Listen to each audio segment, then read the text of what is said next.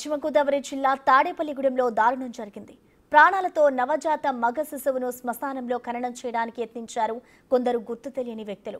పసిబిడ్డ ఏడుపు విని అలర్ట్ అయ్యాడు కాపరి. పోలీసులకు కాపరి సమాచారం ఇవ్వడంతో గొడవ చేయడంతో అక్కడి నుంచి పరారయ్యారు హంతకులు. శిశు సంక్షేమ శాఖ అధికారుల సహాయంతో ఆ మగ బిడ్డను స్వాధీనం చేసుకున్నారు పోలీసులు. తాడేపల్లిగూడెం ప్రభుత్వ ఆసుపత్రిలో బిడ్డకు వైద్య పరీక్షలు నిర్వహించి కేసు నమోదు చేసి దర్యాప్తు చేస్తున్నారు పోలీసులు.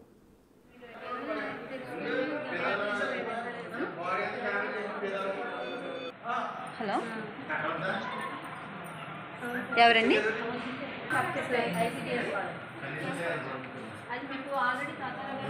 ఎవరైతే వచ్చారో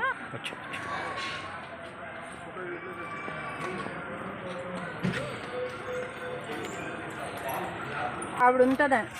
కాదు, ఆ బేబీని తీసుకుని ఎవరైతే వచ్చారో అదే